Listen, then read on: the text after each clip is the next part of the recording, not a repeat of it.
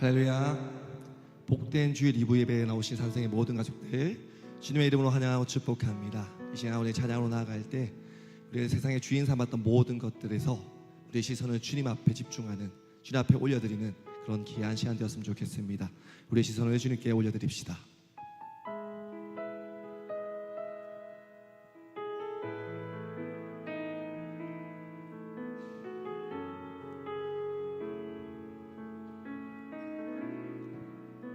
내게로부터 눈을 들어 주를 보기 시작할 때 주의 일을 보겠네. 내 작은 마음 돌이키사 하늘에 꿈꾸게 하네. 주님을 볼 때 내게로부터 눈을 들어 주를 보기 시작할 때 주의 일을 보겠네. 아멘.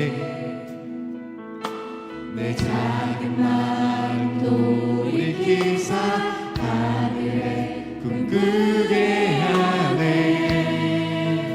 주님을 볼 때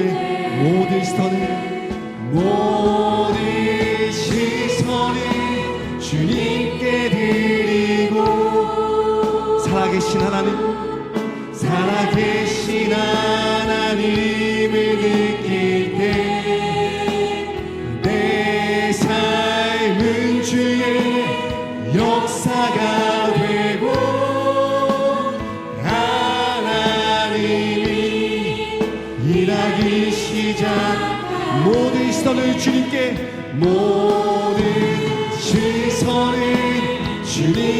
드리고 살아계신 하나님을 느낄 때 내 삶은 주의 역사가 되고 하나님이 일하기 시작. 성령이 나를 변화시켜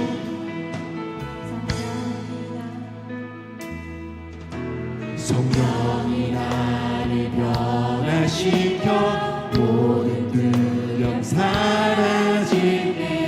주의 일을 보겠네.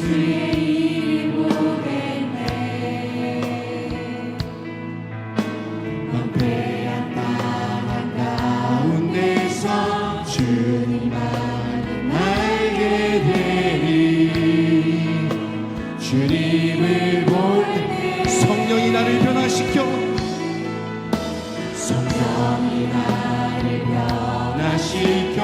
모든 두려움 사라질 때 우리 인도하신 성령님을 찬양합니다. 아멘. 황폐한 땅 한가운데서 주님만을 알게 되리. 주님을 볼 때 모든 시선을 주님께 드리고 전능하신 하나님을 느낄 때 세상은 주의 나라가 되고 하나님이 일하기 시작. 모든 시선을 주님께 드리고 전능하신 하나님을 느낄 때 세상은 주의 나라가 되고 하나님이 일하기 시작. 주님의 영광 임하네. 주님의 영광 임하네. 주님을 볼 때 주님의 영광이 임하실 줄 믿습니다. 주님의 영광 임하네. 주님의 영광 임하네. 주 볼 때 주님의 영광 임하네. 주님의 영광 임하네. 주 볼 때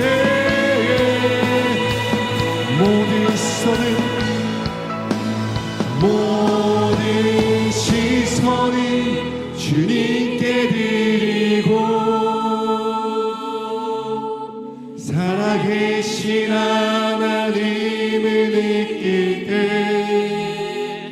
내 삶은 주의 역사가 되고 하나님이 일하기 시작 모든 시선을 주님께 드리고 전능하신 하나님을 느낄 때 세상을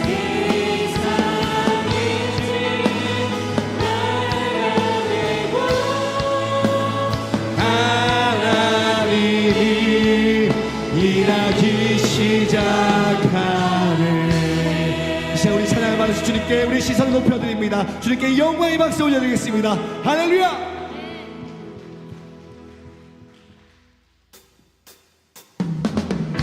저 바다보다도 더 넓고 저 산과 하늘보다 더 높은 주님의 은혜가 이곳에 가득한 줄 믿습니다.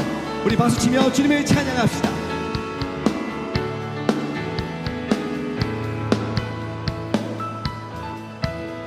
저 바다보다 더 넓고 저 산과 하늘보다 더 높은 주님의 은혜가 이곳에 가득해 살아계신 주 나의 하나님 언제나 넘치는 주의 사랑으로 내 안에 가득히 넘쳐 흐르는 다시 한번 고백할까요? 저 바다보다도 더 넓고 저 산과 하늘보다 더 높은 주님의 은혜가 이곳에 가득 믿으십니까? 살아계신 주 나의 하나님 언제나 넘치는 주의 사랑으로 내 안에 가득히 넘쳐 흐르는 내게 강같은 평화 내게 강같은 평화 내게 강같은 평화 내게 강같은 평화가 넘치네 할렐루야. 내게 강같은 평화 내게 강같은 평화 내게 강같은 평화가 넘치네 내게 바다 같은 사랑 내게 바다 같은 사랑 내게 바다 같은 사랑 내게 바다 같은 사랑이 넘치네 아멘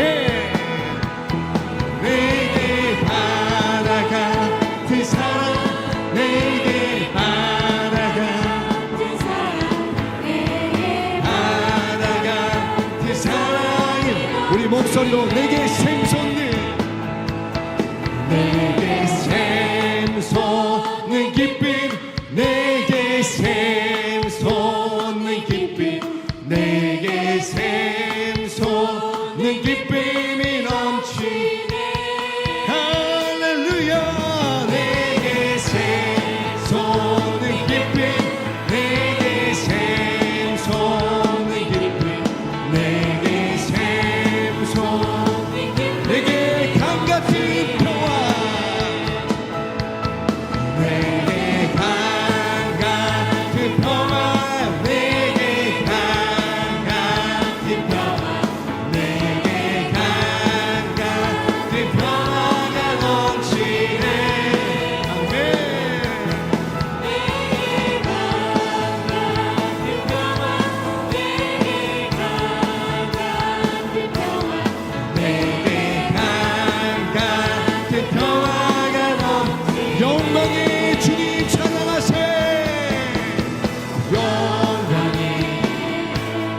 주님 찬양하세 모든 영광 인력 찬송 예수님께 영광이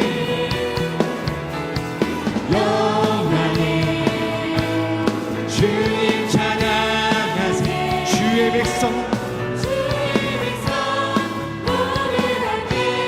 찬양 영광의 주님 찬양하세 영광의 주님 찬양하세 모든 영광 찬송 예수님께 영광의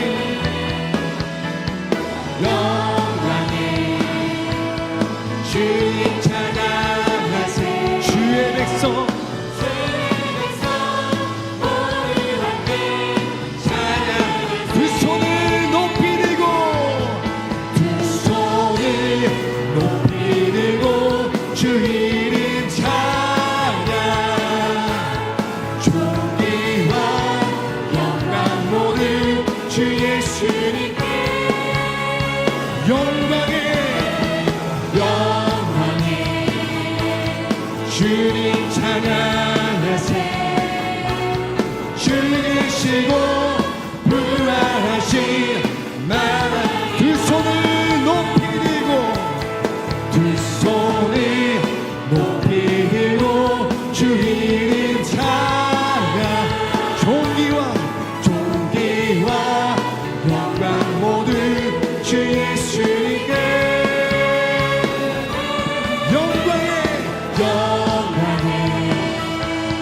주님 찬양하세 죽으시고 부활하신 죽으시고 부활하신 죽으시고 부활하신 만왕의 죽으시고 부활하신 만왕의 왕 내게 넘치는 은혜를 보실 주님께 영광의 박수 올려드리겠습니다. 할렐루야.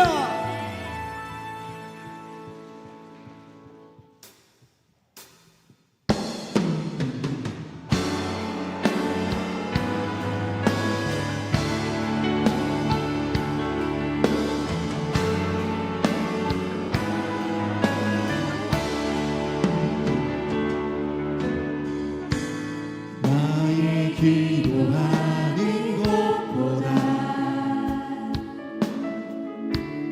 더욱 응답하신 하나님 나의 생각하는 것보다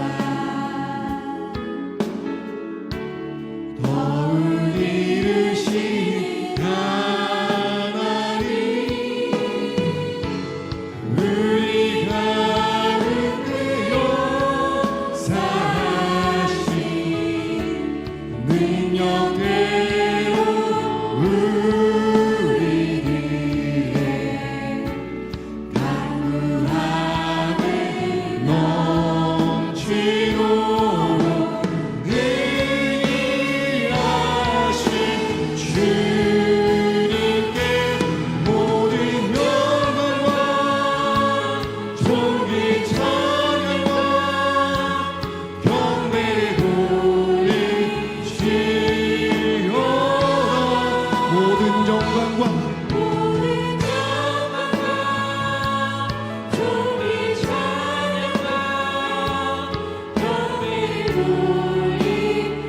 우리 처음부터 다시 한번 고백하기 원합니다. 나의 기도하는 것보다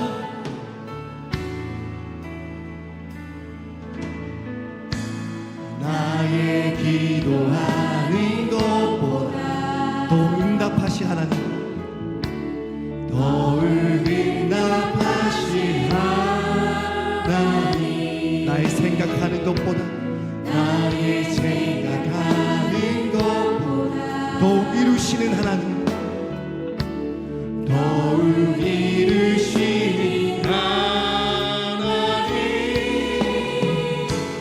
우리 가운데 역사하신 능력대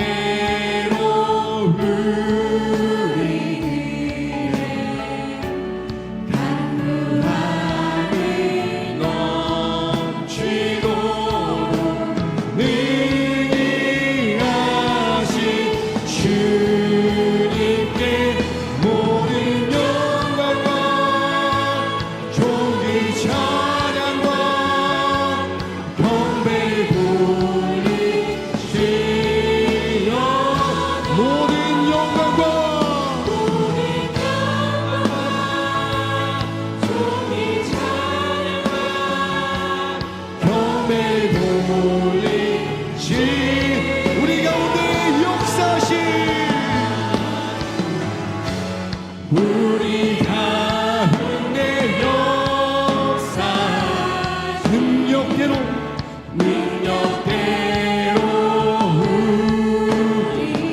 강구함에 넘치도록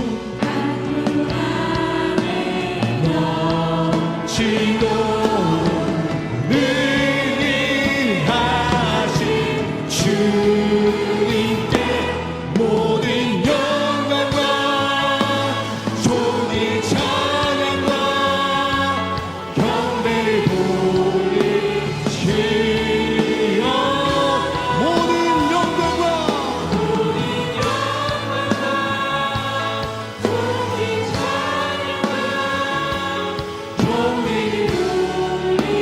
주님 큰 영광 받으소서. 모든 영광과 존귀와 능력 받으소서. 주님 받으소서. 영광과 존귀와 능력 받으소서. 받으소서. 그리스도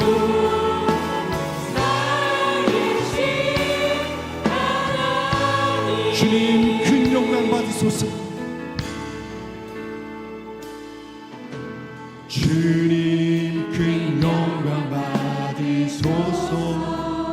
홀로 찬양 받으소서. 홀로 찬양 받으소서. 모든 이름이 뛰어나게 온 땅과 하늘이 다 찬양해. 겸손하게 우리 무릎 꿇고 주 이름 앞에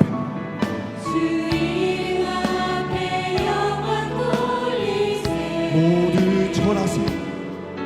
모두 절하세 독생자 예수 주님께 찬양 우리 두 손 높이 들고 찬양합시다. 모든 영광과 존귀와 받으소서. 주님 받으소서. 영광과 존귀와 능력 받으소서. 주님 받으소서. 그리스도 살아계신 모든 영광과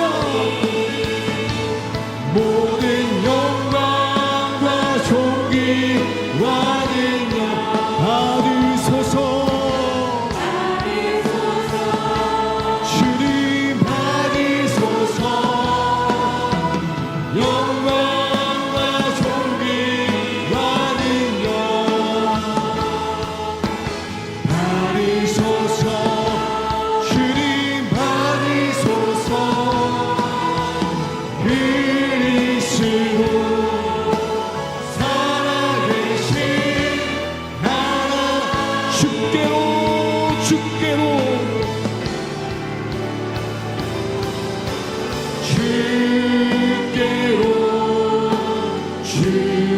주께로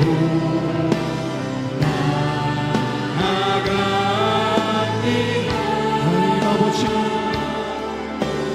하나님 아버지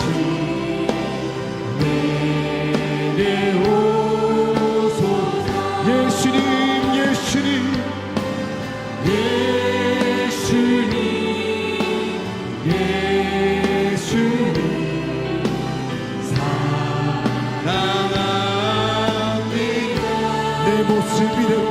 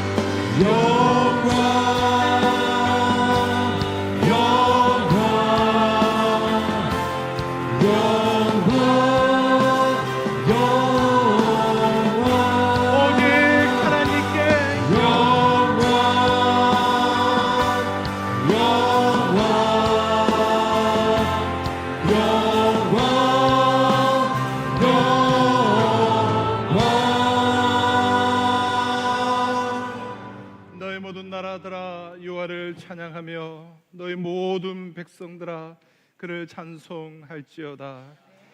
우리에게 향하신 여호와의 인자심이 크시고 여호와의 진실하심이 영원함이로다. 아멘. 전능하사 천지를 만드신 하나님 아버지를 내가 믿사오며 그 외아들 우리 주 예수 그리스도를 믿사오니 이는 성령으로 잉태하사 동정녀 마리아에게 나시고 본디오 빌라도에게 고난을 받으사 십자가에 못 박혀 죽으시고 장사한 지 사흘 만에 죽은 자 가운데서 다시 살아나시며 하늘에 오르사 전능하신 하나님 우편에 앉아 계시다가 저리로서 산자와 죽은 자를 심판하러 오시리라. 성령을 믿사오며 거룩한 공예와 성도가 서로 교통하는 것과 죄를 사하여 주시는 것과 몸이 다시 사는 것과 영원히 사는 것을 믿사옵나이다. 아멘.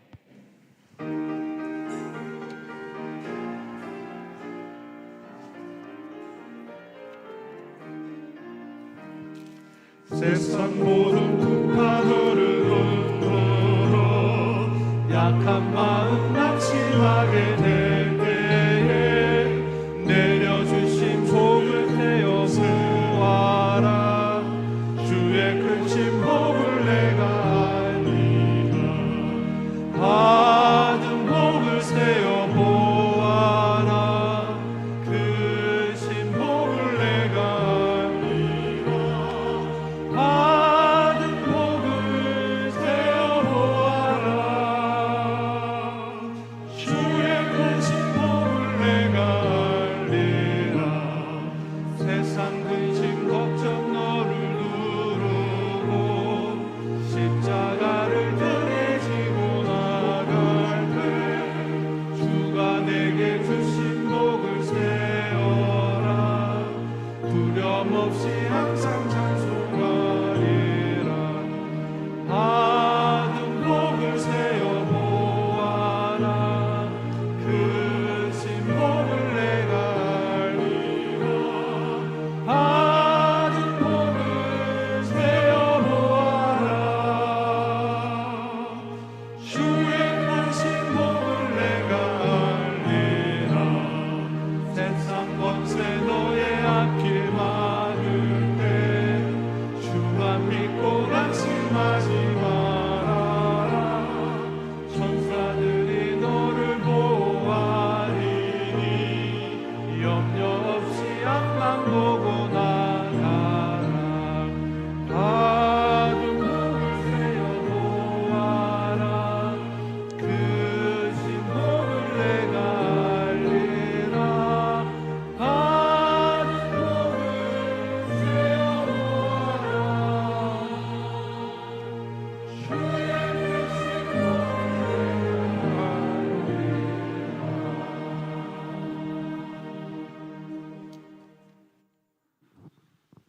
사랑과 은혜가 풍성하신 하나님 아버지, 죄와 사망에서 영원히 종노릇할 저희를 십자가의 보혈로 구원해 주시고 주의 자녀 삼으셔서 천국의 소망을 갖게 하신 우리 하나님 아버지를 찬양합니다. 하오나 저희들은 한 주간 세상 살면서 말씀 앞에 바로 서지 못할 때가 많았음을 고백하오니 우리의 죄를 용서하여 주시옵소서. 진정 어렵고 힘든 일에는 우리가 믿음을 드러내지 못하고 형제의 잘못에는 내 입을 대지는 않았는지 우리에게 회개의 영을 부어주시고 입술의 허물로 그물에 걸리지 않도록 깨어 기도하게 하여 주시옵소서.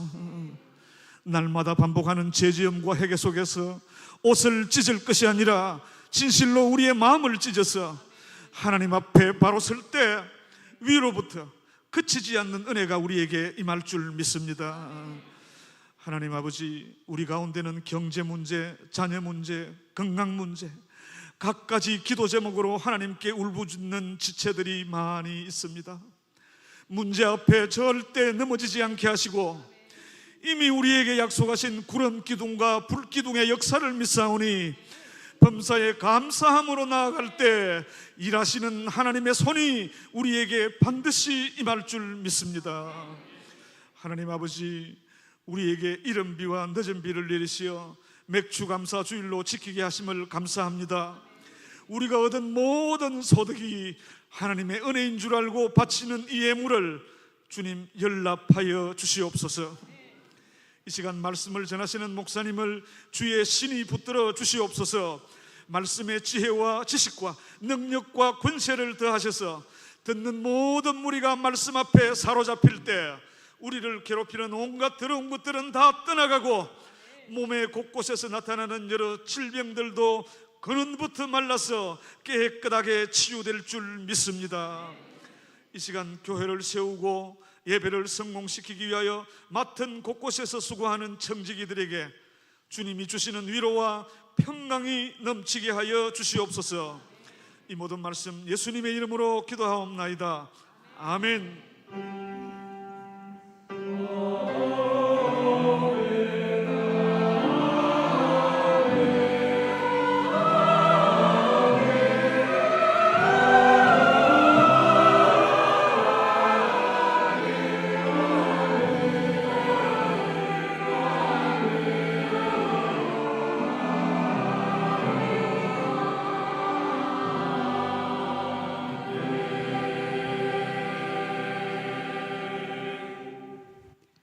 오늘 우리에게 주시는 하나님의 말씀은 사도행전 6장 8절에서 15절 말씀입니다. 사도행전 6장 8절에서 15절 말씀을 제가 봉독하도록 하겠습니다.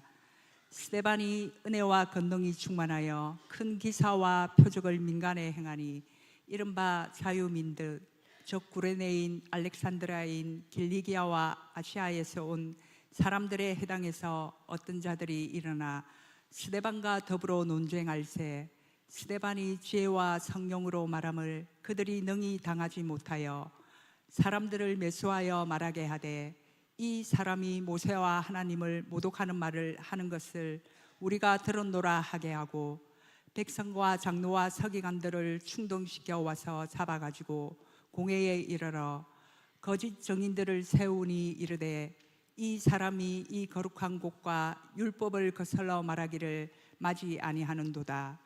그의 말에 이 나사렛 예수가 이곳을 헐고 또 모세가 우리에게 전하여 준 규례를 고치겠다 함을 우리가 들었노라 하거늘 공회 중에 앉은 사람들이 다 스데반을 주목하여 보니 그 얼굴이 천사의 얼굴과 같더라. 아멘.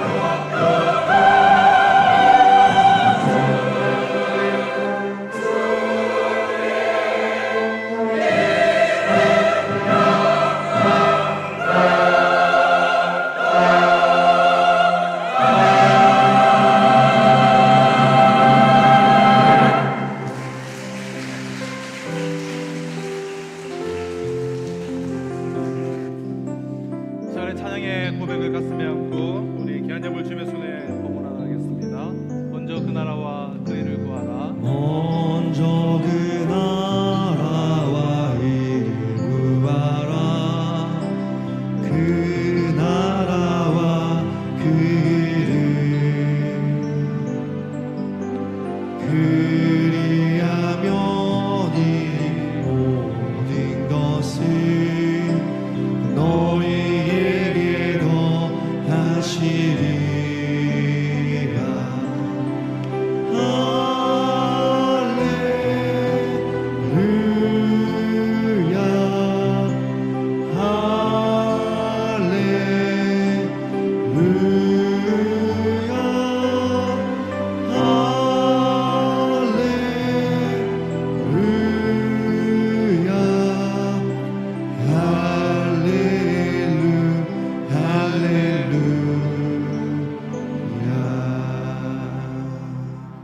네, 주일 2부 예배에 나오신 우리 모든 성도님들을 주님의 이름으로 환영하며 축복합니다. 오늘은 우리가 맥주 감사 주일로 우리 드려지는 그런 복된 주일입니다. 3반기 가운데 은혜 내려주시고 우리에게 풍성함을 부어주신 하나님께 우리 찬송과 또 감사와 영광을 올려드리는 시간 되시기를 바라고요. 우리 새벽 기도회 성경 통독으로 우리 8월 말까지 그렇게 우리 진행이 되고 있습니다. 우리 이번 주 우리 사랑방 각 사랑방 우리 종강 모임을 가져주시고 또 우리 여름 기간 동안 우리 수요일에는 우리 선택 양육을 우리 신청하셔서 우리 아직 듣지 않으신 것들이 있으면 우리 선택 양육 이번 여름에 한 과목씩 꼭 이렇게 수강하셔서 좀 말씀과 좀 가까이 하는 말씀의 생활화가 여러분들의 삶 가운데 있으시기를 부탁을 드립니다. 우리 오늘 속죄를 받으셨을 텐데요. 우리 가는 선교사 보내는 선교사 올해는 우리 25명의 우리 단기 선교 헌신한 선교사들이 태국 치앙마이 땅을 밟고 옵니다. 우리가 이번에는 한 3개의 초등학교 전도 집회가 있고요. 학교 안에 들어가서 학생들 대상으로 하는 집회가 있고 또 한 4개의 교회를 중심으로 그 마을 전도와 또 마을 전도 집회가 낮에는 노방 전도를 하고 저녁에는 전도 집회가 있습니다. 좀 사역의 규모가 좀 상당한데요.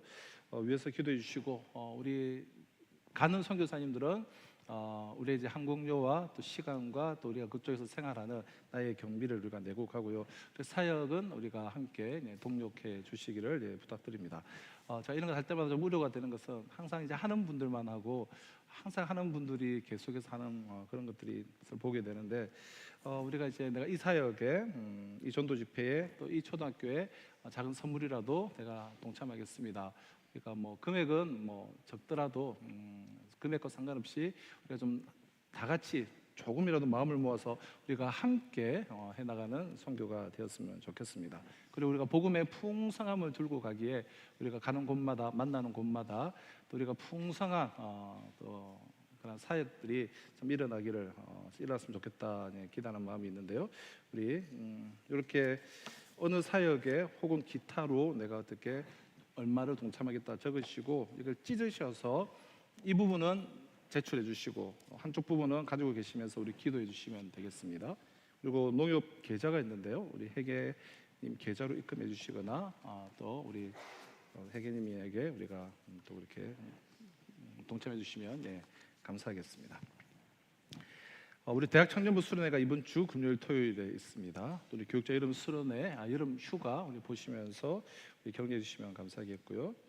우리가 차를 아무래도 좀 이중 주차하는 경우가 아직까지 있는데 이중 주차하시는 분들은 꼭 번호를 남겨주시고 또 예배 후에 신경을 좀 써주셔야 됩니다. 우리가 또 먼저 나가셔야 되는 분들이 있기 때문에 꼭 이중 주차하시는 분들은 중립으로 해놓아 주시고 또 예배 후에도 신경을 써주시면 감사하겠습니다. 우리 지난주에 우리 천국 감성 예배가 있었고요. 또 오늘 우리 소옥희 집사님 가정에서 어머니 천국 감성 위로 예배에 또 기념하여서 기념비 세워 주셨습니다.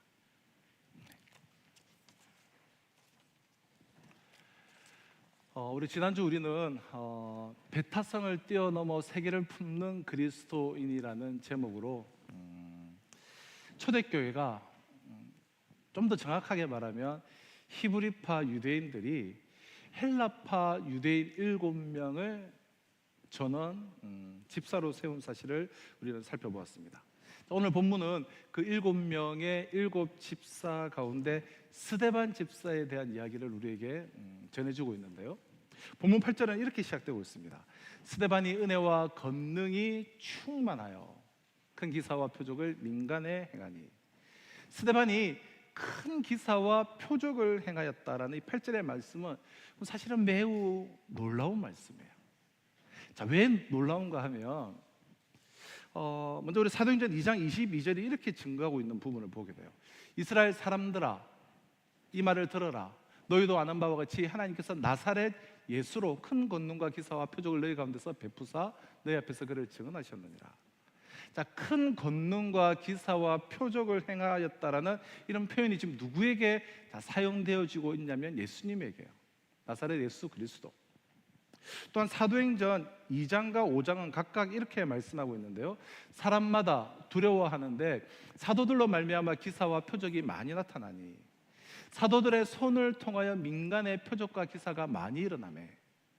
자, 사도행전 1장에서부터 오늘 본문에 이르기까지 이 기사와 표적, 즉 놀라운 일과 기적을 행한 이 기사와 표적은 예수 그리스도 그리고 그분의 제자인 사도들 뿐이었습니다. 예수님께서는 이 땅에 오셨던 성자 하나님으로서 그분이 기사와 표적을 행하신 것은 우리가 그리 놀랄 일은 아닐 거예요. 자, 사도들은 무려 3년 동안 밤낮으로 주님과 함께 살았던 주님의 제자들이에요. 인류 역사상 예수님과 수년 동안 거한 자들은 이 사도들이 유일합니다. 그렇게 그들을 통하여서 주님의 표적과 기사가 드러나는 것 또한 어떻게 보면 자연스러운 일일 수가 있죠. 그러나 스데반은 달라요. 지금 이때의 시기는 오순절 성령 강림을 통해서 초대교회가 태동한 지 불과 1년여이 막 지나던 때입니다. 그 말인즉슨 스데반이 예수 그리스도를 주로 영접하고 또 교회의 일원이 된 것은 아무리 길어도 지금 집사로 세움을 받았지만 신앙생활을 시작한 지 1년이 넘지 않았다는 이야기예요. 오늘과 당시를 똑같이 우리가 등가로 비교할 수는 없겠지만 그렇다 하더라도 믿은 지 1년 정도라면 오늘 우리로 말하면 초신자에 불과해요. 그럼에도 불구하고 예수 그리스도께서 행하셨던 기사와 표적, 사도들을 통해서만 나타났던 그 기사와 표적이 놀랍게도 이제 겨우 1년 남짓한 신앙 경력에 불과한 이제 막 집사로 세움을 받은 스데반을 통하여서도 똑같이 나타났다는 거예요. 너무 놀라운 일이죠. 자, 뿐만 아니라 사도행전 7장은 이제 이 스데반의 순교 전의 설교 내용인데요. 그 내용을 살펴보면 베드로의 우리가 그동안 살펴봤던 3장 4장에 나왔던 베드로의 설교보다 훨씬 뛰어남을 알 수가 있습니다. 신앙의 연륜으로는 지금 1년 정도밖에 지나지 않았지만 그러나 수준에 관한한 그의 실력에 관한한 그는 이미 사도와 대등하거나 아니 더 우위에 있었습니다. 그래서 예수님께서는 이런 말씀을 하시지 않았나 싶어요. 누가복음 13장 30절에서 보라 나중된 자로서 먼저 될 자도 있고 먼저 된 자로서 나중될 자도 있느니라. 물론 신앙의 연륜은 대단히 중요해요. 그러나 믿은 지 오래되었다고 해서 반드시 믿음이 좋은 것도 아니고 초신자라고 해서 그 믿음의 경지가 얕은 것이 아님을 우리 주님께서 미리 말씀해 주셨고 스데반이 그 좋은 본보기예요. 자, 이와 같은 사실은 여러분 우리로 하여금 참된 신앙이랑 얼마나 오래 믿었느냐가 아니라 얼마나 주님께 집중하느냐, 자, 그것으로 결정됨을 우리에게 깨닫게 해주는 그런 말씀인데요. 스데반이 믿은 지 1년밖에 안 되는 그런 신생 집사였음에도 불구하고 그를 통하여서 표적과 기사가 나타날 수 있었던 것은 그가 온 영혼을 당해 주님께 집중하는 자였기 때문에요. 신앙의 연수가 5년, 10년, 20년, 30년이 지나도 설렁설렁 술에 술 탄 듯 물에 물 탄 듯 그런 신앙생활이 아니라 온 영혼을 주님께 집중하는 자였기 때문에 사도들에 비해 조금도 뒤질 것이 없는 복음의 일꾼된 스데반에 대한 이 성경의 증언은 9절로 14절을 통해서 계속 이렇게 증거되어지고 있는데요. 이른바 자유민들, 즉 구레네인, 알렉산드라인, 길리기아와 아시아에서 온 사람들의 회당에서 어떤 자들이 일어나 스데반과 더불어 논쟁할세. 스데반의 지혜와 성령으로 말함을 그들이 능히 당하지 못하여 사람들을 매수하여 말하게 하되 이 사람이 모세와 하나님을 모독하는 말을 하는 것을 우리가 들은노라 하게 하고. 지금 구레네, 알렉산드리아, 길리기아와 같은 즉 해외로부터 귀환한 즉 헬라파 유대인들이 그들이 세운 이 회당에서 헬라파의 어떠한 자들과 스데반 사이에 신앙의 논쟁이 붙었습니다. 그럼 9절에 나오는 어떤 자들이란 예수 그리스도의 구세주 되심을 부인하는 그런 헬라파 유대인들을 가리키는 말이겠죠. 그들이 논쟁을 벌였는데 정상적인 방법으로는 성령과 지혜가 충만한 이 스데반을 이길 수 없음을 깨닫자 그들은 마치 스데반이 하나님을 모독한 것처럼 사람들을 내세워서 무엇을 합니까? 모함을 하기 시작해요. 일단 신선 모독으로 판정이 나기만 하면 논쟁에서 졌든 말든 논쟁이 되지 않았든 말든 신성 모독죄가 판정만 나면 합법적으로 한순간에 죽여버릴 수가 있기 때문에. 12절을 보면 백성과 장로와 서기관들을 충동시켜 와서 잡아가지고 공회에 이르러. 그들은 백성과 장로 그리고 서기관들을 충동질하여 스데반을 잡아다가 사내들인 의회 재판장에 세웠습니다. 아니 보던 장면이죠. 이들이 반복적으로 계속해오던 사도들로부터 해서 계속해오던 그런 악행이에요. 그럼 초대교회의 등장으로 인해 자신들의 종교적 기득권이 침해될까 우려한 이 종교 유대교의 장로와 서기관들이 즉 지도자들이 사도들을 베드로를 핍박해 왔음을 우리는 계속해서 살펴보았습니다. 그런데 스데반을 지금 죽이고자 끌어오는 데에는 베드로를 사내들인 공회에 세우고 그렇게 박해할 때는 주로 서기관들과 장로들 지도자들이 했고 백성들은 동조하지 않았기 때문에 결국 죽이지는 못하고 계속해서 풀어졌던 일들이 있었습니다. 그런데 지금 스데반을 죽이고자 끌어오는 데는 백성들까지 지금 가담하고 있는 모습을 보게 돼요. 백성과 장로와 서기관들이라 되어 있어요. 주님을 부인하는 자들이 백성들마저 충동주의를 시켰기 때문에. 도대체 그들이 어떤 식으로 충동질을 했기에 백성들이 그 일에 가담케 되었는지는 그들이 세운 거짓 증인들의 거짓 증언 내용이 이를 소상히 밝혀주고 있는데요. 그럼 13절을 보실까요? 거짓 증인들을 세우니 이르되 이 사람이 이 거룩한 곳과 율법을 거슬러 말하기를 마지 아니하는도다. 14절 그의 말에 이 나사렛 예수가 이곳을 헐고 또 모세가 우리에게 전하여 준 규례를 고치겠다 함을 우리가 들었노라 하거늘. 이 거짓 증인들은 스데반이 예수님께서 예루살렘 성전을 헐어버릴 것이라고 설교했다라는 그런 위증을 하였습니다. 이로 인하여 백성들은 그 스데반을 죽이려 할 정도로 충동질을 당하였다고 되어 있어요. 그럼 백성이란 드러나지 않는 익명의 절대 다수들을 의미해요. 왜 평소에는 자신들을 드러내지 않는 절대 다수인 그들이 성전을 헐어버린다라는 말을 듣고서는 그토록 붕괴를 했을까요? 그들이 모두 기쁜 신앙을 가졌기 때문에 하나님에 대한 그 신앙, 그 충성심으로 그들이 그렇게 했을까요? 물론 그들 모두는 다 유대인이기에 명목상으로는 다들 하나님을 믿는 사람들입니다. 그러나 그들은 이 성자 예수님을, 성자 하나님을 못 박아 죽일 정도로 실은 하나님과 전혀 무관한 자들이었습니다. 그러므로 그들이 이 소수의 충동질에 의해서 신실한 하나님의 종인 스데반을 집단적으로 죽이려 한 이유는 전혀 다른 데 있었습니다. 이것은 2000년 후인 오늘날의 예루살렘을 생각해 보면 2000년 전의 이 상황을 쉽게 동일하게 이해할 수가 있는데요.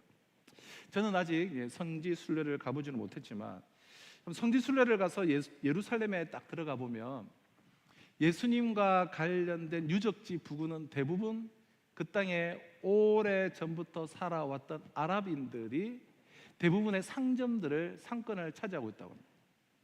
자, 상점이 자리 잡을 수 없는 겟세만의 동산이라든가 이런 곳에는 아랍이 상인들이, 행상들이 막 기승을 부린다고요. 그런데 만약 아직까지 유대교를 믿으면서 예수님의 구원자 되심을 지금 부정하고 있는 이 이스라엘, 오늘날의 이스라엘 정부가 예루살렘 내에서 예수님과 관련된 유적지들을 모두 다 폐쇄해버리거나 모두 다 허물어 버린다라고 한번 가정을 한번 해보시죠. 자, 기독교인들을 제외하고 지금 예루살렘 내에 살고 있는 사람 가운데 이스라엘 정부의 그 같은 결정에 가장 크게 반발할 사람들이 누구일까요? 아마도 아랍계 상인들일 거예요. 왜 그들이 반발을 할까요? 그들이 예수 그리스도가 하나님의 아들이심을, 만유의 구세주이심을 믿어서 성질을 지키기 위해서 그들이 반발을 할까요? 결코 그렇지 않을 거예요. 그들은 예수님을 믿지 않습니다. 그들은 예수는 그냥 한낱 선지자 중에 한 명, 마호메트보다 훨씬 못한 자로 여기고 예수님이 누구신지 관심도 별로 없어요. 그럼에도 불구하고 그들은 단지 자신들의 돈벌이를 위해서 그들은 반발하게 될 거예요. 기독교 유적지가, 성지가 폐쇄가 되면 매년 이스라엘을 찾아오는 전 세계의 수백만 명의 순례객들의 발길이 끊어지게 될 것이고, 그로 인해 타격받을 자신들의 돈벌이로 인해 그들은 이스라엘 정부에 격렬하게 대응하고 반항을 할 것입니다. 오늘 본문의 상황도 이와 똑같아요. 당시 이스라엘 전역에 퍼져 사는 남자들은 1년에 의무적으로 3번은 어디에 살든지 반드시 예루살렘으로 와서 예루살렘 성전을 참배하고 제사를 드려야만 했습니다. 게다가 세계 각처에 흩어져 살던 디아스포라 유대인들, 헬라파 유대인들에게도 예루살렘 성전의 순례는 신성한 유대교의 의무였습니다. 따라서 매년 수백만 명에 달하는 유대인들이 예루살렘을 찾아와서 그곳에 그들이 머물면서 소나 양을 잡아서 제사를 드리기 위해 지출하는 경비는 실로 엄청난 금액이었고, 그것은 고스란히 예루살렘 백성들, 즉 예루살렘의 사람들의 가장 중요한 수입원이 되었습니다. 직간접적으로 예루살렘 사람 대부분이 예루살렘 성전 덕에 먹고 사는 셈이었습니다.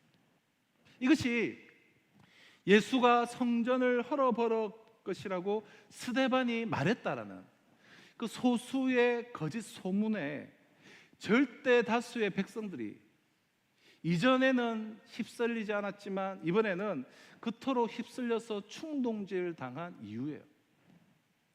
하나님을 위해서가 아니라 자신들의 돈벌이 때문이었습니다. 만약 예루살렘 성전이 없어져 버린다면 자신들의 경제적 손실, 자신들의 이익이 막대할 것이기 때문에 예루살렘 백성들은 소수의 그 무리들이 스데반을 모함하는 거짓 증언으로 자신들을 충동질할 때 그 말이 사실인지 아닌지를 확인해 보려고 조차 하지 않았습니다. 스데반을 돌로 쳐 죽이려는 자신들의 행위가 과연 하나님께서 기뻐하시는 것인지 하나님께 한 번쯤 정말 집중해서 물어보려고 하지도 않았어요. 그들은 단지 자신들의 이익, 돈, 그들의 돈벌이에만 집중을 했습니다. 그리고 그들의 돈벌이에 해가 된다고 판단되었을 때 그들은 앞뒤 가리지 않고 스데반을 죽이려 그 종교 지도자들과 함께 재판장으로 스데반을 끌고 가버렸어요. 그들은 스스로 하나님을 믿는 자라 자칭하였음에도 불구하고 실은 하나님을 아버지로, 하나님을 주인으로 삼은 자들이 아니라 자기 돈벌이를 주인으로, 자기 돈을 아버지로 삼은 자들이었어요. 그렇기에 가장 결정적인 순간에 돈벌이에 집중하여서 하나님의 종인 스데반을 죽이고자 이 팔을 걷고 나선 것은 적어도 그들에게는 너무나 당연한 일이었던 거예요. 자, 그런데 오늘 본문의 마지막 구절인 15절은 놀랍게도 이러한 상황 가운데 지금 놓여져 있는 스데반에 대해서 이렇게 말씀하고 있어요. 공회 중에 앉은 사람들이 다 스데반을 주목하여 보니 그 얼굴이 천사의 얼굴과 같더라.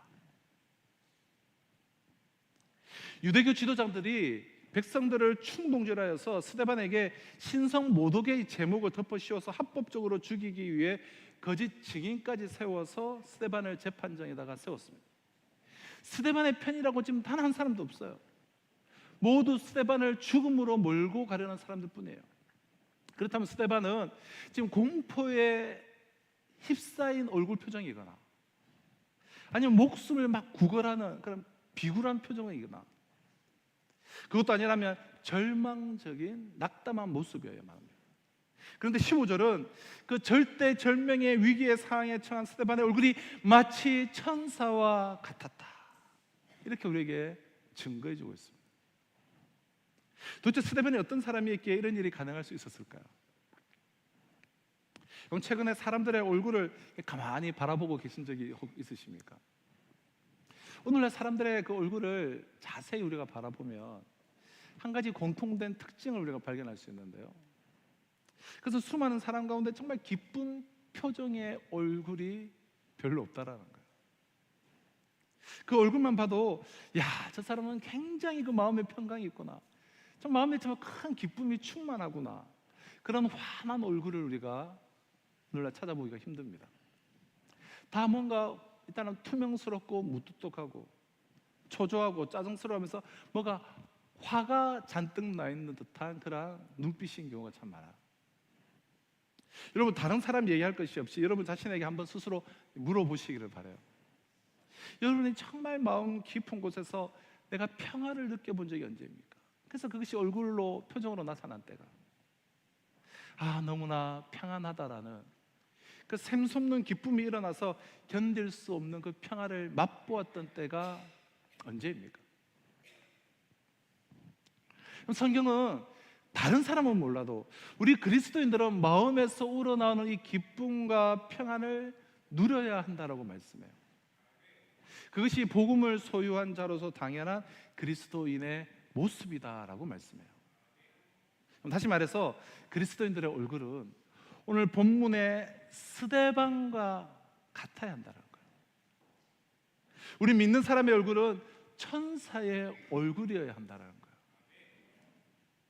여러분은 천사의 얼굴을 가지고 지금 살아가고 계십니까? 자, 그럼 천사의 얼굴은 여러분 어떤 얼굴일까요? 잘생긴 얼굴, 예쁜 얼굴일까요?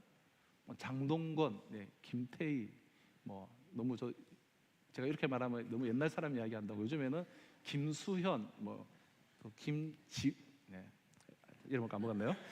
최근 히트했던 드라마 그 두 명을 이야기한다고 그것도 우리 교사 선생님들 그런 이야기를 하시던데, 아무튼 장동건이든 정우성이든 그들을 보고 미남 혹은 우리가 참 잘생겼다라고 할 줄은 몰라도 천사의 얼굴이라고는 우리가 하지 않습니다. 자, 그럼 도대체 천사의 얼굴은 여러분 어떤 얼굴일까요? 그것은 모든 사람에게 평안을 주는 얼굴이에요. 평안을 주는. 지금 마음에 자신 안에 있는 그 마음의 평안이 얼마나 큰지 그 기쁨이 자신의 얼굴에까지 배인 사람, 그 심령의 평안이 얼굴에 나타나는 사람을 성경은 천사의 얼굴이다 그렇게 말씀해요. 오늘 스데반이 그랬다라고 성경은 증거해주고 있어요. 에이브리함 링컨은 얼굴에 관한 이야기를 좀 생각으로 참 많이 남긴 그런 미국의 대통령인데요, 그중 우리가 잘 아는 얘기가 얼굴 책임론이에요. 사람이 나이가 40이 되면 자기 얼굴에 책임을 져야 한다는 것이죠. 그래서 50이 되면, 인생 60이 되면 얼굴에 책임이 져야 된다, 이런 말들이 있죠. 자, 이 말을 링컨이 한 말인데요, 무슨 말입니까? 관리를 잘하고 화장을 잘하고 수술을 해서라도 얼굴이 잘생겨져라는 이야기가 아니죠. 마음의 상태에 따라 자신이 품고 있는 자기의 생각을 따라 세월을 살아온 그 오래오래 세월이 지나면 그것이 자신의 얼굴에 나타나게 된다는 거예요. 그럼 레오나르도 다빈치가 최후의 만찬이라는 그 명작을, 그 대작을 만들 때 일화에 대해서 우리가 한 번쯤은 다들 들어보시지 않았을까 싶은데요. 그럼 다빈치가 이 최후의 만찬을 그리려고 준비를 하는데 예수님의 얼굴을 어떻게 그릴까 하고 모델을 찾고 있었습니다. 당시만 해도 다른 모델로 살 만한 또 그림도 없으니. 그러던 어느 날 교회에 가서 어느 성가대를 보니까 한 소년의 얼굴이, 그 찬양하는 소년의 얼굴이 얼마나 아름답게 빛이 나는지 그 소년을 모델로 삼아서 예수님의 얼굴을 그렸어요. 자, 그런데 다빈치에게 하나의 고민이 남아있죠. 예수님의 얼굴은 모델을 찾아서 잘 그렸는데 가룟 유다의 얼굴 모델은 어디에서 찾느냐라는 거였어요. 그렇게 그림을 완성하지 못하고 오랜 세월이 흘러서 어느 날 밤, 참 어두운 어느 술집에서 자신이 상상하는 것보다 더 악하게 보이는 매우 헌상궂은 사람이 그 구석에 앉아있는 모습을 보게 되었습니다. 다빈치는 그를 모델로 삼아서 가룟 유다의 그림을 완성할 수가 있었습니다. 자, 뒤늦게 자신이 가룟 유다의 모델이 되었음을 확인한 그는 자신이 누구인가를 다빈치에게 밝혀주었습니다. 그는 다빈치가 오래전 예수님의 모델로 삼았던 바로 그 소년이었습니다. 어릴 적 정말 그 찬양하는 모습이 천사와도 같았던 사람이 시간이 지나서는 가룟 유다의 모습을 하고 있었던 거예요. 그가 술 취하고 방탕하면서 증오심과 악한 생각과 불의한 생각을 가지고 세상에 찌들려서 살아갔을 때 그 얼굴의 상이 그렇게 험상궂은 사람으로 바뀌어졌다는 거예요. 여러분, 우리 그리스도인들은 어떤 얼굴이어야 합니까? 천사의 얼굴이 되어야 돼요. 미남 미녀가 되라는 말씀이 아니잖아요. 수술을 하고 여러분 관리를 하지 않아도 사람들에게 천사의 얼굴과 같다라는 이 미남 미인 이상의 여러분 소리를 들을 수 있는 방법이 있습니다. 하나님은 이 땅에 사는 동안 우리 그리스도인들에게 그러한 사명을 주셨어요. 너희가 어디를 가든지 사람들이 너희를 보거든 빛을 발견하게 해라. 너희는 세상의 빛이 되어라. 주 예수의 빛이 너희의 얼굴에서 나타나 천사의 얼굴 같은 하나님의 영광을 너희의 얼굴에서 다른 사람들이 발견하도록 해라. 우리에게 말씀하셨어요. 자, 그렇다면 우리가 어떻게 천사의 얼굴을 가지고 살아갈 수가 있을까요? 자, 그 해답을 사도행전 7장 54절로 56절에서 우리가 얻을 수가 있는데요. 그들이 이 말을 듣고 마음에 찔려 그를 향하여 이를 갈거늘. 스데반이 그 설교를 듣고 난 후에 이를 갈게 되죠. 스데반이 성령이 충만하여 하늘을 우러러 주목하여 하나님의 영광과 및 예수께서 하나님 우편에 서신 것을 보고 말하되 보라, 하늘이 열리고 인자가 하나님 우편에 서신 것을 내가 보노라. 스데반이 자신의 설교를 듣고 자기를 죽이려는 사람들이 둘러싸고 있는 그 상황 속에서 오직 하나님의 그 영광과 하나님 우편에 서신 예수 그리스도를 그는 보고 있었어요. 하늘을 우러러 주목하여 하나님 우편에 서신 것을 보고 56절에 말하되 보라, 하나님 우편에 서신 것을 보아라. 나는 보노라. 한마디로 그는 어떤 상황 속에서도 삼일체 하나님께 집중하는 그런 사람이었다는 거예요. 그를 둘러싸고 있는 무리들이 돈을 주인으로 삼은 돈의 자식들이라고 한다면 스데반은 삼일체 하나님을 아버지로 주인으로 삼은 하나님의 자녀였어요. 그래서 사도행전 7장 59절에서 60절은 스데반의 최후의 모습을 이렇게 우리에게 전해주고 있죠. 그들이 돌로 스데반을 치니 스데반이 부르짖어 이르되 주 예수여 내 영혼을 받으시옵소서 하고 무릎을 꿇고 크게 불러 이르되 주여 이 죄를 그들에게 돌리지 마옵소서. 이 말을 하고 자니라. 마침내 유대인들에 의해서 신성 모독의 제명으로 돌에 맞아 죽는 순간 스데반의 모습은 여러분 십자가에 못 박혀서 운명하시던 그 주님의 모습과 정확하게 일치하고 있죠. 우리 주님이 십자가에서 돌아가실 때 이 죄를 그들에게 돌리지 마옵소서. 내 영혼을 받으시옵소서. 주님께서도 그렇게 최후를 맞이하셨음을 우리는 알고 있죠. 그러므로 천사의 얼굴과 같더라라는 이 표현은 사실 예수님 같은 얼굴이다라는 그런 표현이에요. 예수님과 같은 얼굴이다.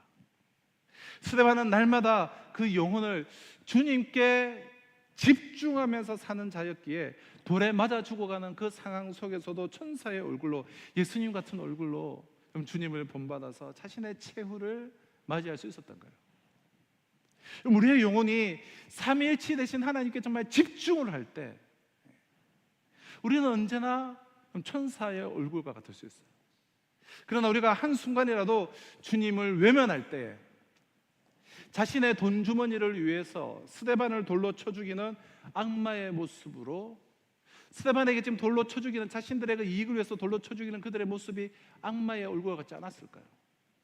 우리 또한 그런 악마의 모습으로 전락해버리고 마는 것입니다.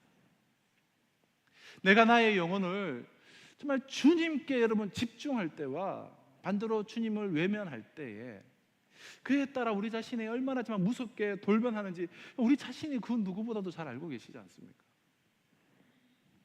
이처럼 나의 영혼을 주님께 집중할 때 우리는 언제나 천사의 얼굴을 할 수가 있는 것인데요, 한 걸음 더 들어가서 좀 구체적으로 어떻게 그러면 주님께 집중하는가, 그 결과 어떻게 천사의 얼굴을 가지고 내가 살아갈 수 있는가, 좀 짧게 세 가지를 좀 말씀드리도록 하겠습니다.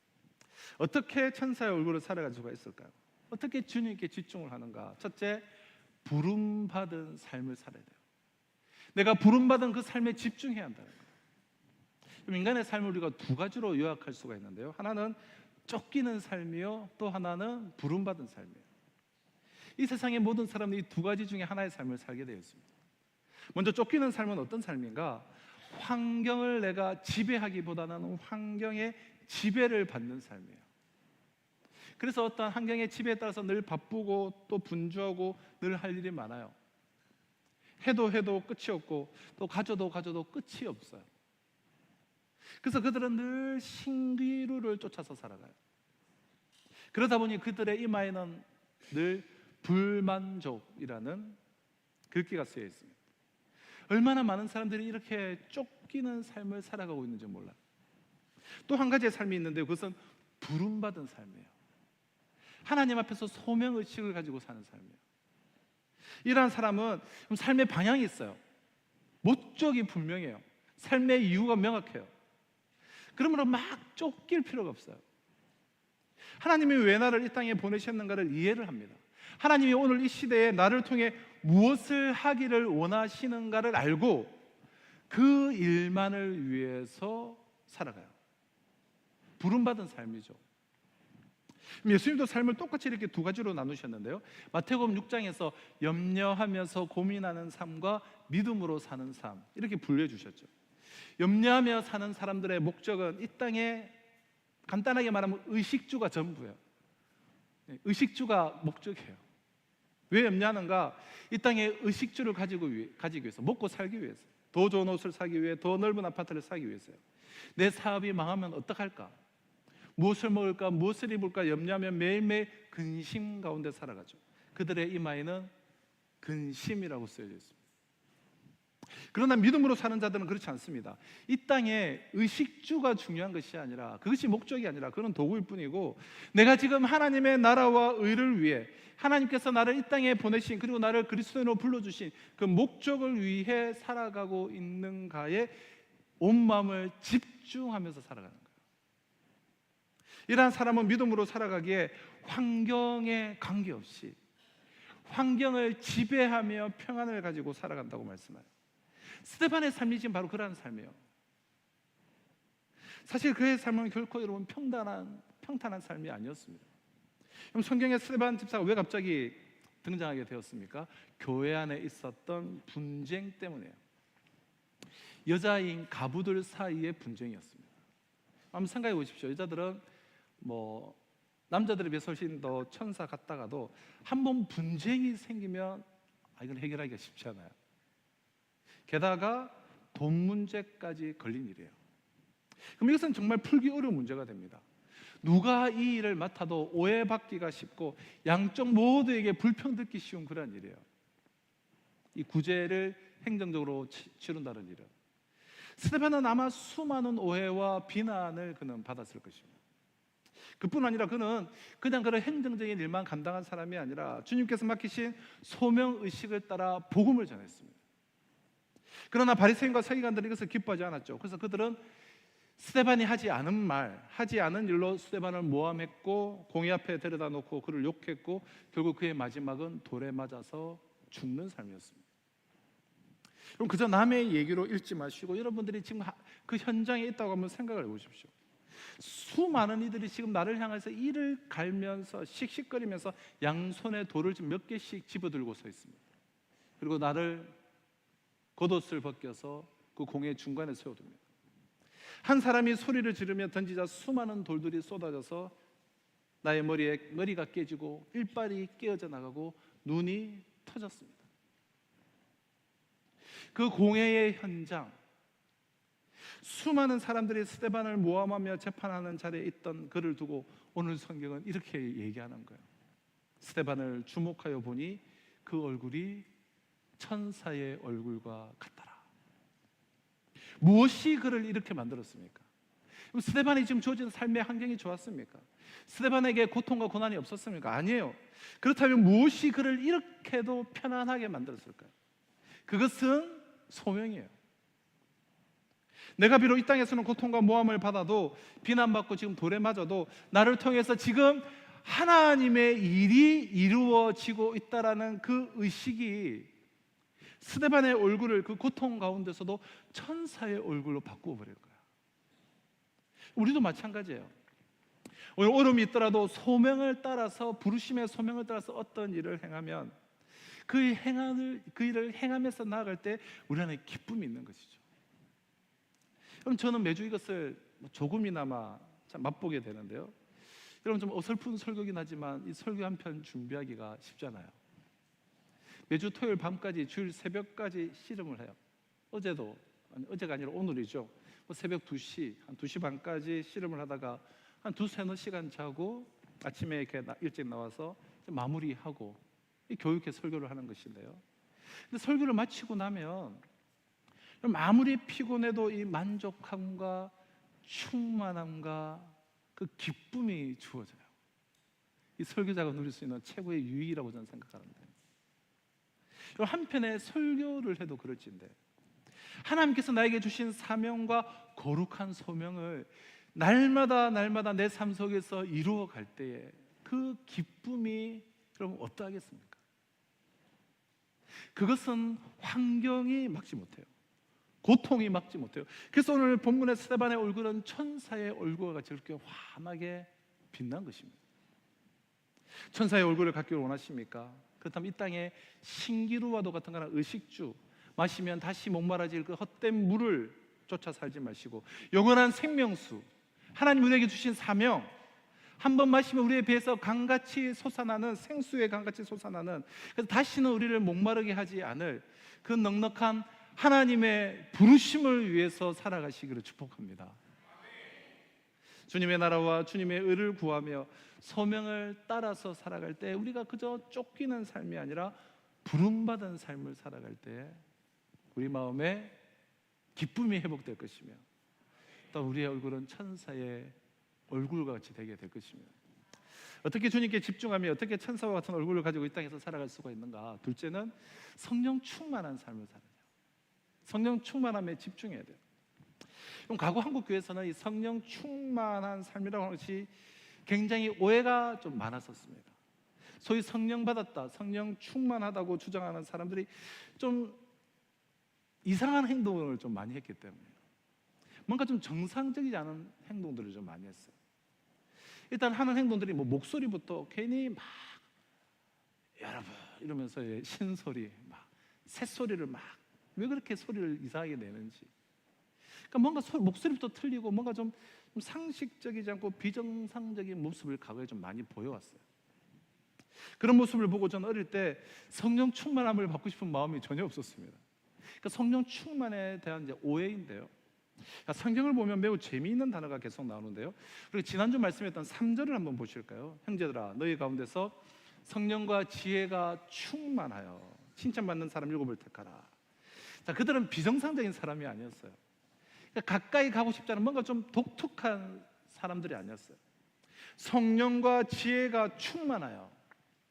성령 충만한 사람은 지혜로운 사람입니다. 자, 10절도 한번 보실까요?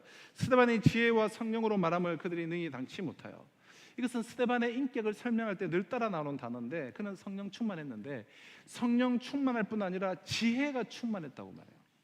무슨 이야기하면 성령 충만은 비정상이 아니라 성령 충만은 지혜 충만이라는 거예요. 자, 성령 충만한 사람은 어떤 사람인가?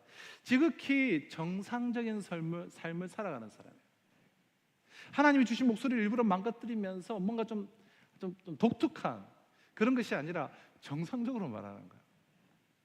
그래서 에베소서 5장 18절에 술 취하지 말라, 이는 방탕한 것이니 오직 성령으로 충만함을 받으라 라고 말씀하신 다음, 성령 충만함을 받은 사람들의 할 일을 무엇이라고 계속 이어서 이야기합니까? 막 기도원에 가라고 이야기합니까? 상식에 벗어난 일을 해라고 이야기합니까? 뭔가 외고술적으로 뭔가 좀 독특하게 살아라고 이야기합니까? 아니에요. 너무 간단해요. 아내들아 남편들을 존경하라, 남편들아 아내들을 사랑해라, 자녀들아 부모를 공경하라, 뭐 이런 아주 상식적인 이야기들. 성령 충만한 것이란 무엇인가? 우리의 관계가 원활하게 된다는 거예요. 이상한 관계가 되는 것이 아니라는 거예요. 성령 충만함을 받으면 옛날에 사귀던 친구들이 등을 돌리고 원수가 되는 것이 아니에요.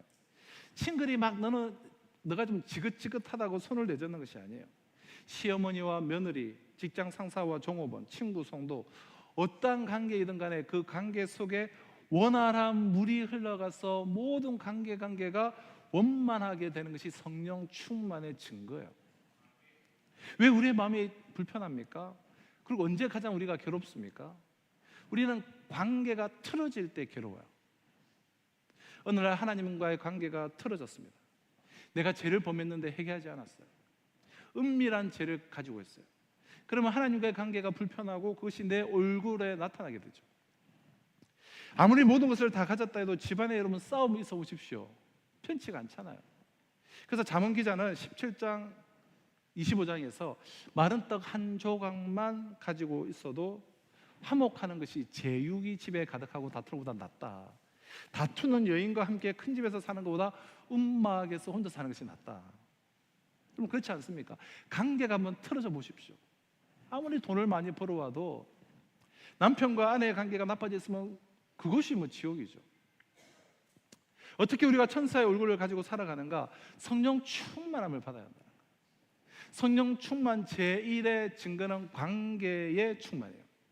여러분이 지금 성령 충만에 있는가 아닌가를 알기 위해서는 내가 뭐 방언을 하는가, 막 예언을 하는가, 막 뭐 이상한 소리로, 큰 소리로 내가 막 기도할 능력이 생겼는가, 그럼 그런 것을 따질 필요가 없어요. 여러분의 관계성을 바라보시기 바라요. 지금 하나님과 사람과의 관계가 원활하다면 여러분은 지금 성령 충만 받고 있는 것입니다. 그럼 어떻게 성령 충만을 받는가? 내 안에 계신 그 성령, 그 생명, 그 인격자, 그 하나님에게 내가 온전히 굴복하는 것이에요. 왜 그렇게 불안해하십니까? 왜 그렇게 찡그리고 계십니까? 그 이유는 우리가 성령님께 순종하지 않기 때문이에요. 여러분의 남은 생을 여러분 성령님께 길들임을 받으시길 바라요.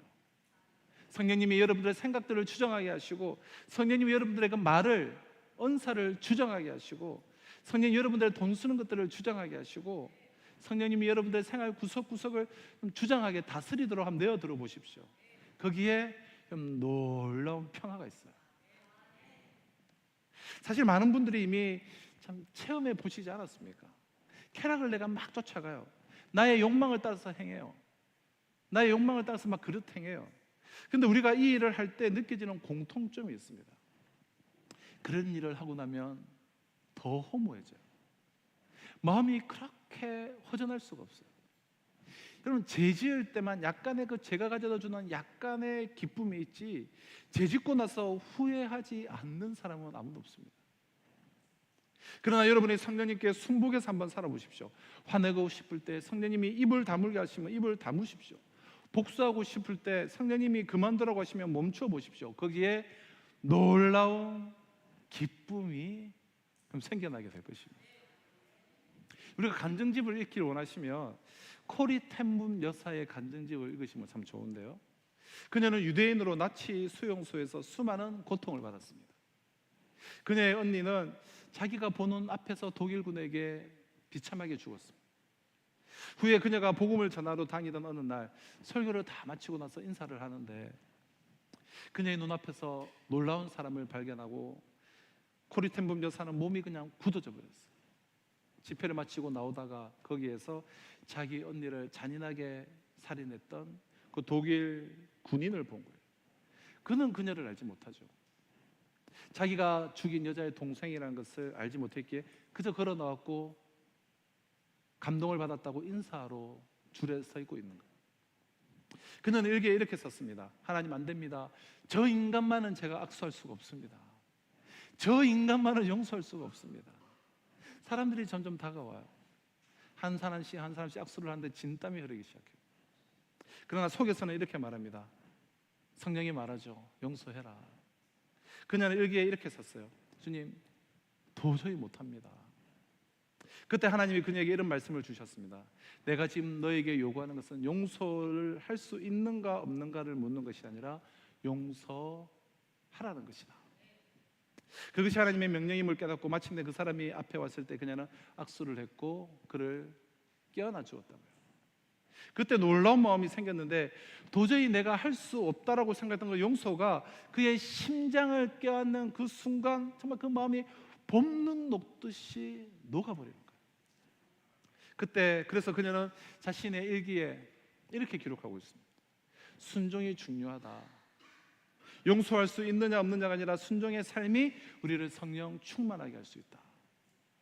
사랑하는 성도 여러분, 지금 여러분의 마음은 무엇 때문에 지금 불편하십니까?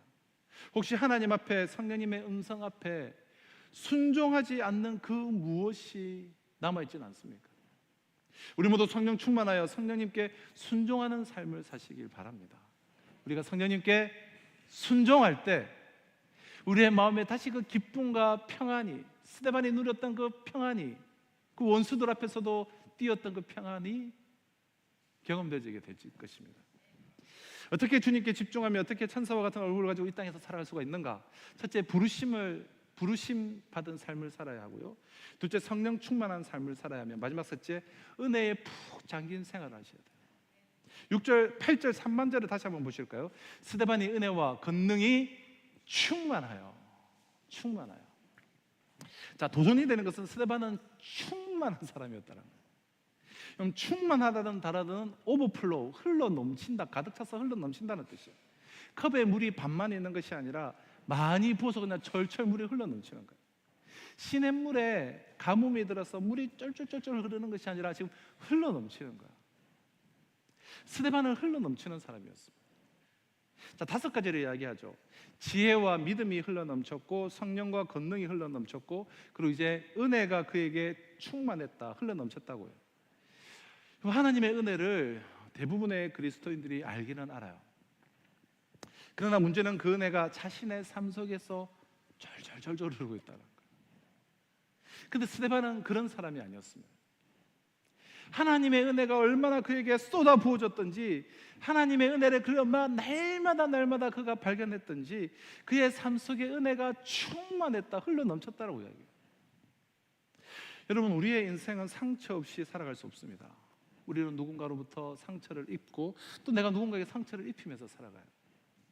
어릴 때 부모로부터 말 한마디의 상처, 또 남 모르게 지은 죄 때문에 얼룩진 내 마음의 상처, 이 세상을 살아가면서 수많은 상처를 우리는 지니며 살아가고 있습니다.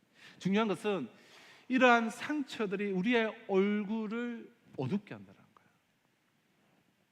또한 이것은 우리의 기쁨과 평안을 빼앗아가요. 그럼 우리가 무엇으로 이 상처를 치료할 수 있을까요? 오늘 본문에서는 오직 하나님의 은혜만이 치유가 가능하다고 말씀해요. 그럼 제가 이렇게 우리 교회 부인화해서 이사 오기 전에 제 새벽 기도가 마치면 그냥 바로 집 앞에 이렇게 동백섬과 해운대 요트 경자가 해운대 바닷가가 중연결이 되기 때문에 매일 한 바퀴 쭉 도는 코스를 매일 그렇게 거의 매일 조깅을 했는데요. 해운대 백사장은 항상 많은 사람들이 다녀간 흔적들이 그래 곳곳에 파여져 있습니다. 모래성이 쌓여 있기도 하고, 뛰어노느라 곳곳이 이렇게 파헤쳐져 있기도 하고, 수많은 사람들이 밟고 지나간 흔적이 한가득이죠. 그래서 제가 아침에 지나갈 때면 언제나 그 모든 것들이 다 어디로 갔는지 모두 없어져 버려요. 거기에 누가 빗자루질을 했다 해도 어쩜 그렇게 곱게 할 수가 있을까요? 너무나 깨끗한 그 발자국 흔적 하나 없는 모래사장이 날마다 거기에 깨끗하게 펼쳐져 있어요. 날마다 그 백사장에서 하나님의 은혜를 깨닫게 되는 것이죠. 아, 그렇구나. 이 파도가 수많은 모래의 얼룩들을 한꺼번에 씻어가듯이 하나님의 은혜가 내 마음의 수많은 때와 상처들을 치유할 수 있겠구나. 우리들 마음에 많은 상처들이 여러분 여전히 남아있는 이유, 삶을 살아가면서 내가 몰래 지은 죄로 인한 두려움과 염려가 그대로 얼룩으로 남아있는 그 이유는 우리가 하나님의 은혜의 파도를 만끽하지 못하기 때문이에요. 하나님의 은혜는 얼마나 놀랍습니까? 파도가 그 많은 것을 깨끗이 씻어갈진데 하물며 하나님의 은혜가 우리의 그 좁은 마음속의 얼룩을 그걸 지우지 못하시겠습니까? 날마다 여러분, 우리가 기쁘게 살지 못하는 이유, 평안을 갖지 못하는 단 하나의 이유는 하나님의 은혜를 깊이 묵상하지 않기 때문이에요. 그 은혜의 파도 앞으로 나오지 않기 때문이에요. 우리가 하나님의 은혜의 물결에 내 자신을 맡기지 않기 때문이에요. 항상 찔끔찔끔해요. 예배도 찔끔찔끔, 일주일에 한번 찔끔하고 돌아가고, 하나님의 은혜를 구하고 묵상하고 기도하는 것도 찔끔찔끔. 근데 온발에다가 오줌 누듯이. 그럼 하나님은 지금도 우리 마음속에 은혜의 파도를 보내십니다. 그 파도를 받으시기를 바라요. 이것을 받아들이고 안기만 하면 여러분이 평생을 씨름하던 그 상처와 그 흔적이 하룻밤 사이에 깨끗하게 씻겨질 줄로 믿습니다. 지금 여러분의 마음속에 무엇이 여전히 상처로 남아 있습니까? 무엇이 여러분들의 마음의 평안을 뺏어가고 있습니까? 과거에 받은 상처, 남몰래 지은 죄입니까? 오늘 일어서시기 바라요. 그리고 은혜의 파도 앞에 여러분의 가슴을 맡기십시오. 좀 찔끔찔끔 말고, 여러분의 죄가 아무리 크다 할지라도, 여러분이 과거에 범한 실수가 아무리 중대하다고 할지라도, 여러분 오늘 밤 하룻밤 사이 여러분이 은혜의 파도 앞에 온전히 나의 영혼을 맡기기만 한다면 하나님 여러분의 영혼을 정결케 하실 줄로 믿습니다. 사랑하는 성도 여러분, 오늘 주님께서 지난 3반기 동안 우리에게 베풀어 주신 주님의 은혜에 그 감사를 드리는 맥주 감사 주일입니다.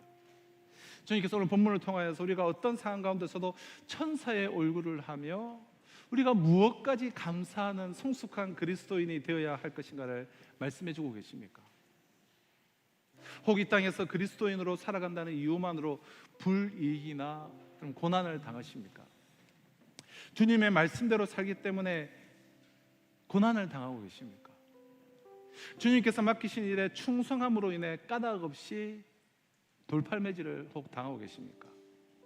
그렇다면 여러분 주님께 감사하시기를 바라요. 왜 감사해야 합니까?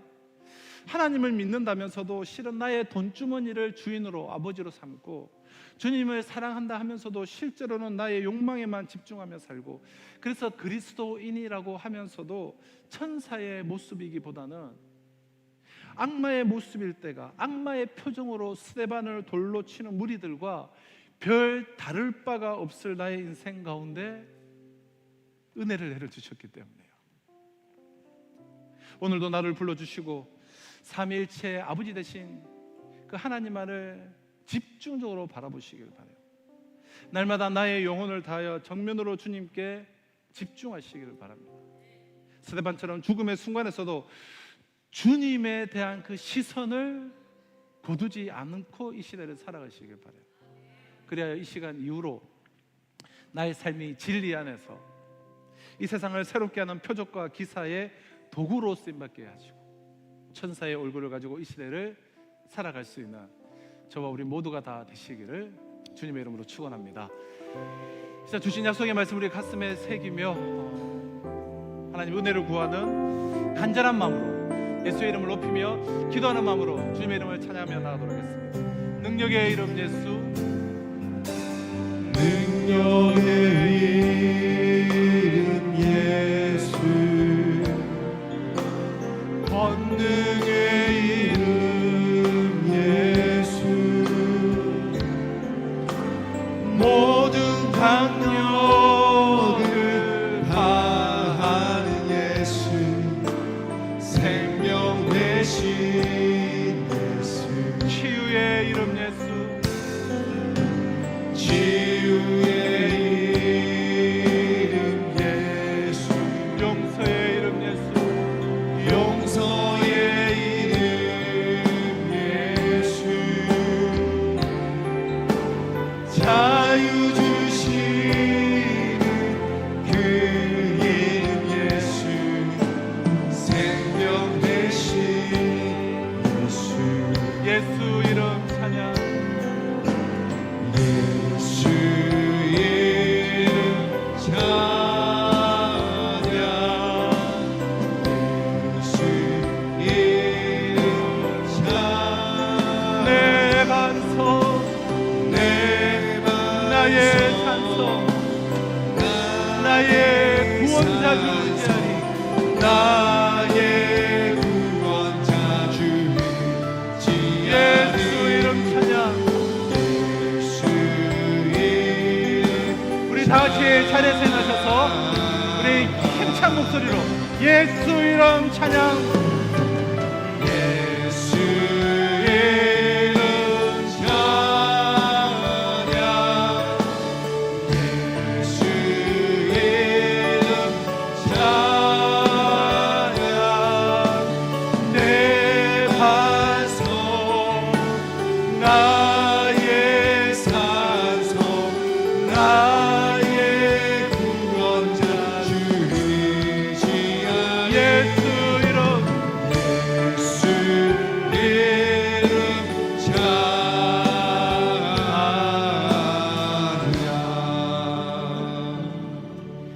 예수 이름을 찬양합니다. 예수 이름의 능력과 그 이름의 권능과 그 크심을 소리 높여 찬양하며 그와 반대되고 나의 이익에 사로잡혀서 악마의 얼굴을 하며 돌을 던지던 그러한 나의 제약된 나는 이미 죽었음을 고백하며 그 죽은 10년 가운데 예수의 이름의 능력이 살아났음을 고백하며 그러므로 죽었으나 다시 산자가 되어 산제물로 이 시간 나의 영혼을 주님의 손에 올려드리는 이 예배를 우리 주님께서 기뻐 받아주신 줄로 믿습니다. 우리 성도들이란 산제물 되어서 이번 한 주간 내 삶의 현장에서도 나는 부인되어주고 오직 예수 그리스도의 이름의 능력으로 이 시대를 살아갈 수 있도록 축복하여 주시옵소서. 나 자신을 하나님이 기뻐 받으시는 산제사로 드리며 또한 귀한 예물 주님의 손에 봉헌하여 드리는 우리 성도들의 그 손길을 기억하여 주셔서 힘들고 어려운 이 시대에 이어오나 하나님의 나라와 그의 영광을 위하여서 부르심의 소명을 위해서 살아가기를 소망하는 우리 성도들의 그 생업과 직장과 삶의 정경력 가운데 하나님의 충만함을, 하나님의 풍성함을 흘러넘침을 경험케 하여 주셔서 이 시대 복의 근원 축복의 통로로 살아갈 수 있도록 은혜 내려 주시옵소서. 연약함 가운데 있는 마음의 연약함과 육신의 질병 가운데 있는 성도들 회복에서 충만함으로 이끌어 주시옵소서. 오늘도 열방을 품고 나가는 모든 선교사님들과 우리와 함께 협력 동력하는 모든 선교사님들과 이 지역사에서 함께 하나님의 나라를 꿈꾸는 모든 하나님의 사람들 가운데 이번 3반기 가운데도 우리의 삶 속에 풍성한 은혜를 부어주셨던 그 하나님의 은혜를 기억하며 찬송과 영광을 올려드리는 복된 한날 삼아주셨기를 간절히 바라옵고 소원하며 지금 우리 주 예수 그리스도의 은혜와 하나님의 사랑과 성령의 역사 교통하심이 오직 주님께 집중하며 부름받은 삶을 위하여 집중하며 성령 충만한 삶을 살며 은혜에 푹 잠긴 생활을 통하여서 어떤 삶의 상황 속에서도 그 얼굴이 마치 천사와 같은 얼굴로 그 순교의 현장에서도 천사와 같은 얼굴로 귀하게 사명 감당한 스데반과 같이 그런 사명 감당하며 신사도행전의 역사를 내 삶의 현장에서 써내려가기를 소망하는 우리 성도들과 이번 한 주간의 삶 가운데 지금으로부터 영원토록 항상 함께 있을지어다.